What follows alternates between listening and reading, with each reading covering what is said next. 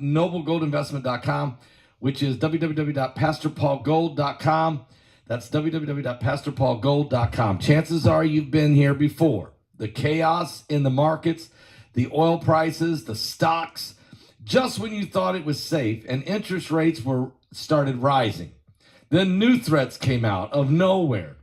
Tensions are boiling from Asia to Europe and the Middle East. And adaptation is the key here to safeguarding your wealth. You may not have considered gold before. It is a biblical currency.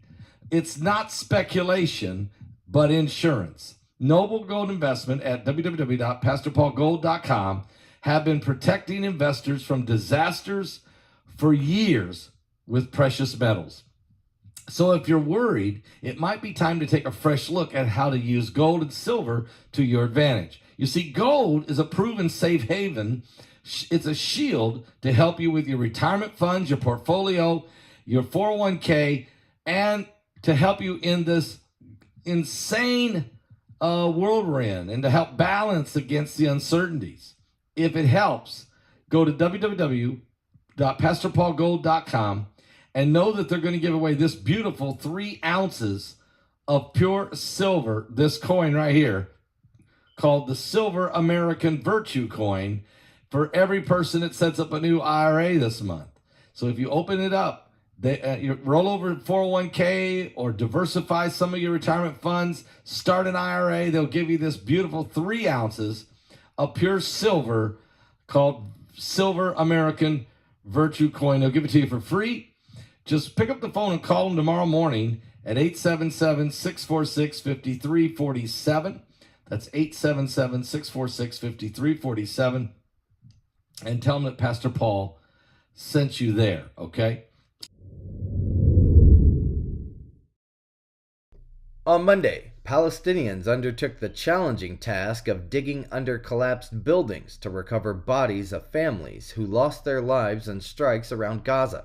Simultaneously, Israeli forces engaged militants in the territory's 2 largest cities, where a considerable number of civilians remain trapped by the ongoing conflict. Reports from residents indicated that battles persisted in and around the southern city of Khan Yunis, where Israeli ground forces initiated a new offensive last week. Fighting also continued in other parts of Gaza City and the Jabalia refugee camp in northern Gaza, leaving substantial areas in ruins, the Associated Press has reported. Israel has committed to pursuing military operations until it removes Hamas from power, dismantles its military capabilities, and secures the release of all hostages taken during Hamas's surprise attack into Israel back on October the 7th, which triggered the ongoing conflict. The Israeli campaign has resulted in the deaths of thousands of Palestinian civilians and displaced nearly 85% of the territory's 2.3 million residents from their homes.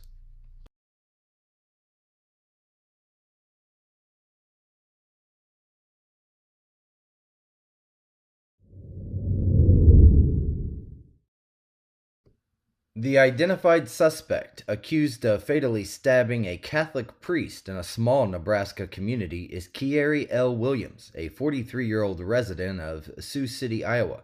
Williams was apprehended for the alleged murder of Reverend Stephen Gutzel, 65 years old, during a break-in at the rectory of St. John the Baptist Catholic Church in Fort Calhoun, Nebraska, as stated by the police.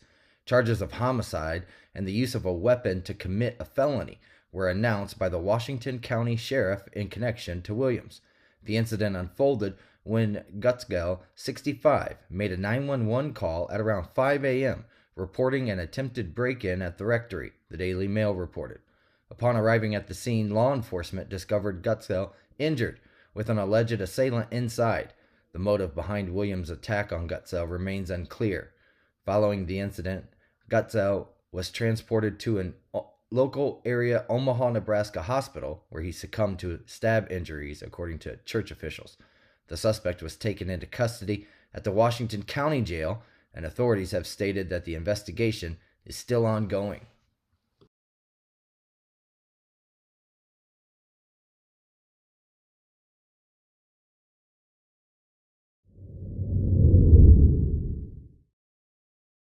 On Sunday, the United States urged Beijing to cease its, quote, risky and destabilizing maneuvers in the South China Sea, following a collision between a Philippine boat and a Chinese Coast Guard ship near a disputed reef.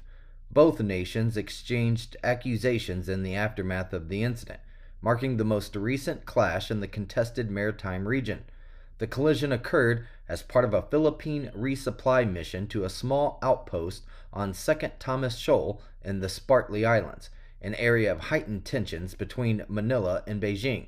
This incident unfolded just a day after another confrontation near Scarborough Shoal, Barron's reported. On both days, Chinese ships, quote, employed water cannons and reckless maneuvers, including forcing a collision, causing damage to Philippine vessels undertaking official supply missions to those locations and jeopardizing the safety of the Filipino crew, State Department spokesman Matthew Miller said in a statement. Recent months have seen a resurgence in long-standing tensions between Manila and Beijing over the sea, driven by multiple incidents involving both Philippine and Chinese vessels, including 2 prior collisions.